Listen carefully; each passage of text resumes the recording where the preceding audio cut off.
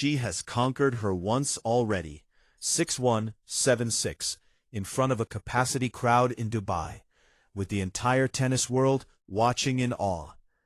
Eala, the 20-year-old standout from the Philippines, stepped onto that court in February and effectively dismantled the world number 8, Jasmine Paolini. This was the reigning French Open finalist, the 2024 Dubai title holder, and one of the most formidable clay court specialists on the entire WTA circuit. Eala triumphed in straight sets.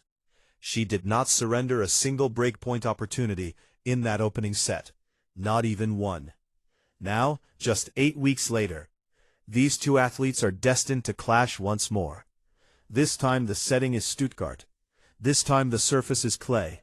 This time they meet at the Porsche Tennis Grand Prix, one of the most elite WTA 500 events on the globe. Paolini is back on her preferred terrain. The pressure is mounting. The stakes are grander. And Eala enters with a 1-0 head-to-head advantage, fueled by momentum from a clay season that is already capturing headlines. This is the definitive story of one of the most anticipated rematches in professional tennis today. Eala versus Jasmine Paolini. Part 2, Stuttgart. Let us begin. Before we analyze the upcoming battle in Stuttgart, we must revisit the events in Dubai.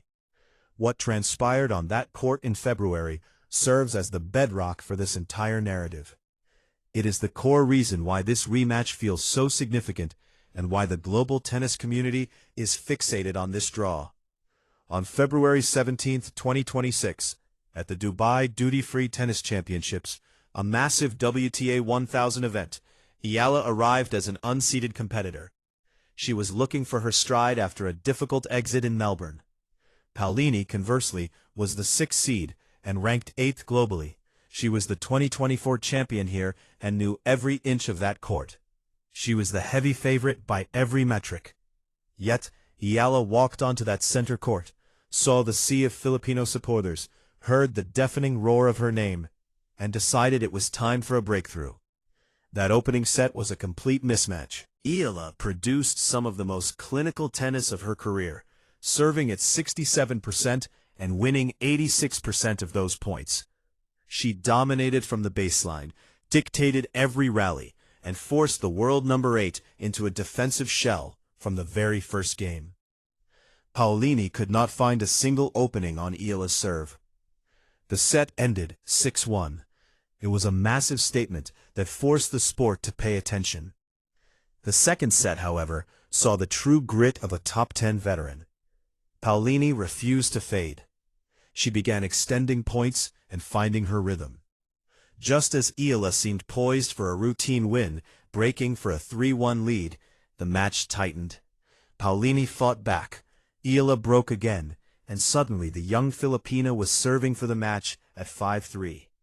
That is when the Italian star showed her class, saving 3 match points in a single game.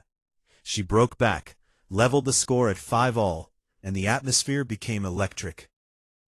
But Eala's composure remained unshaken. Many young athletes would have crumbled after watching victory slip away so narrowly. Eala did the opposite. She held serve, forced the tiebreak, and then delivered a masterclass. The first 8 points of that tiebreak were all pure winners. It was high-pressure execution at its absolute peak. Paolini saved a 4th match point, but Eala was relentless. On her 5th chance, she hammered a forehand winner into the corner and the arena erupted. The chants for her echoed through the night. Afterward, she admitted that looking at her praying fans gave her the strength to finish. That bond with her audience is a legitimate competitive edge. She finds a different gear when they are present, and she never has to look far to find them. That victory was Eala's 3rd career win over a top 10 player. Her previous 2 occurred in Miami in 2025 against Madison Keys and Iga Swiatek. Remarkably, every one of her top 10 wins has been achieved in straight sets. It highlights a specific trait. When the level of competition rises, she does not shrink. She expands to meet it. Now the road leads to Stuttgart and the Porsche Tennis Grand Prix. This is a stunning venue with indoor clay courts, and a prize pool exceeding €1 million. The winner even drives away in a Porsche 911 Carrera S. The field is a murderer's row, featuring Sabalenka, Rybakina, Goff, and Swiatek. 7 of the top 10 are here, and Eala is right in the mix. Eala gained her spot in the main draw following an injury withdrawal from Zheng Qinwen.